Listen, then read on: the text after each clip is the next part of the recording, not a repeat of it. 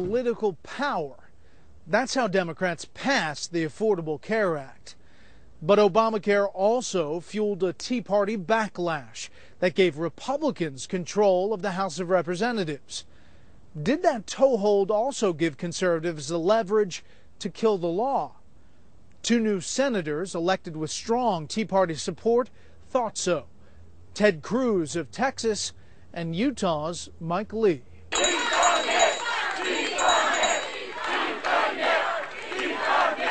September 10th, Washington, D.C.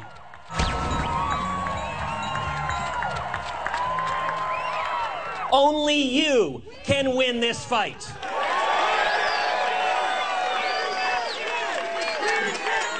The Tea Party is tired of losing. Republican successes, they think, have succeeded only in delaying and minimizing the inevitable swelling of Washington's power. They want to begin to win. And that frustration points you in the direction of an urgent strategy and set of tactics. If everyone who purports to be against Obamacare agrees to do this, we can defund it. We can and we must, and together we will.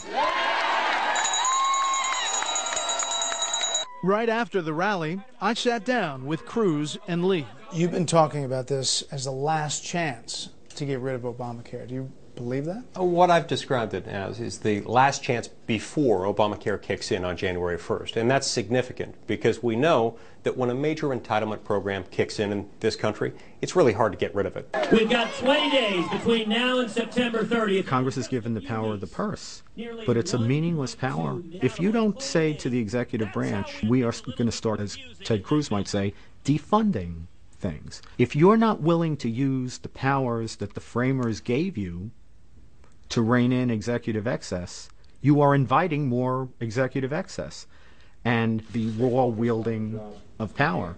Senator Cruz may be the most visible leader of the defund effort, but Tom Graves of Georgia is the congressman who sponsored the bill in the House that would fund the government only if Obamacare was zeroed out.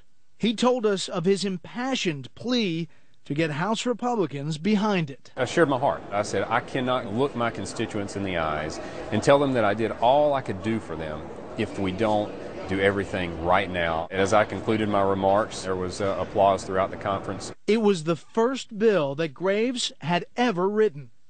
It passed, setting up a shutdown showdown with the Democratic-controlled Senate. I think it showed us exactly how far the Tea Party was willing to go, which was not completely clear before that. I feel like it's a game changer. I rise today in opposition to Obamacare. Vowing to use every procedural measure to fight on in the Senate, Cruz takes the floor on September 24th at 2:41 p.m. I intend to speak in support of defunding Obamacare until I am no longer able to stand. The whole debate we're having here today is not over strategy. Everyone in America understands that Obamacare is destroying jobs. He speaks for 21 hours, 19 minutes.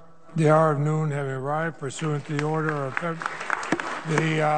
and then, as expected, the Senate strips out the defund language. Any bill that defunds Obamacare is dead. Dead. In that fight, if everything went your way, the president would have vetoed that thing to defund, and you would have been back to... Well, not necessarily. Listen, if you made the case to the American people that Obamacare wasn't working, I think the political pressure on the president would have been considerable. Now, would he have somehow needed some sort of face-saving retreat about, well, this is not repealing it, it's a delay till we get our act together? Sure, but I think that could potentially have been achievable if we had been united. In fact, a Fox News poll taken at the time found a sizable minority of Americans actually did want to defund the law, and a majority liked the idea of delaying it. That's what the House tried next, passing a bill funding the government, but delaying Obamacare 1 year. We're not going to bow to Tea Party anarchists. To Senate Democrats, delay was as much a non-starter as defund. Obamacare is the law of the land and will remain the law of the land, and as long as I'm Senate Majority Leader. The partial government shutdown arrived. The Affordable Care Act is moving forward. That funding is already in place. You can't shut it down. Starting tomorrow, tens of millions of Americans will be able to visit healthcare.gov to shop for affordable healthcare coverage. October 1st, the big moment, but healthcare.gov crashes upon launch. Now, like every new law, every new product rollout, there are going to be some glitches that we will fix. Were you surprised that this rollout had gone so poorly? Yes. Really surprised? Yeah. Shocked. The team that was working on this let the American people down and let the president down. If the website was a debacle for Democrats, the shutdown was one for Republicans, says GOP Senator Ron Johnson of Wisconsin.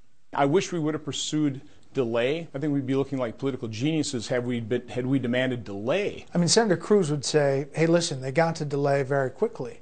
Once the House sent over its legislation, the next negotiating ploy, once Senator Reid said no, was to say, okay, what about a one-year delay? Well, I think the original demand was viewed by the American public as unreasonable. And as a result, it kind of armed Harry Reid and President Obama to dig in their heels and continue to point to Republicans as just being utterly unreasonable, no matter what we propose later on. But George Will says Democrats didn't seem particularly reasonable either.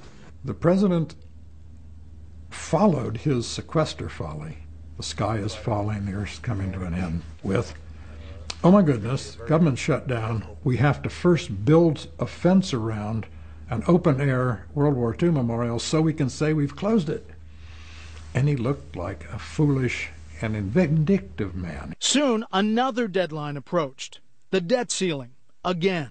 That turned out to be one showdown too many for congressional Republicans who were being blamed most by an angry public for shutting down the government. You had leadership in both parties come together and say, let's jack up the debt ceiling, let's keep spending, let's keep borrowing money, and let's not provide meaningful relief to Obamacare. Why didn't you try to block the final deal? I could have delayed it a day or two. That would have had no impact on the outcome.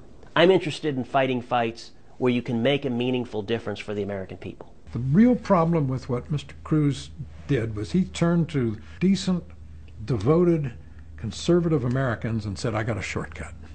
There aren't any shortcuts. It was, to me, an act of supreme irresponsibility to arouse the Republican base, good, hardworking, devoted people, ardent to have limited government, but to arouse them for a crusade that he had to know he couldn't win. George Will, who I have great respect for, is wrong. I think a political movement has to be a movement. It can't sit on its hands. It has to stand for things in order to attract political support. And I think that as Obamacare rolls out, what they're going to remember is that Cruz was right and that the people who didn't want to fight this thing were wrong. Americans were as split as McCarthy and Will over the defund fight, according to a Fox News poll taken at the time.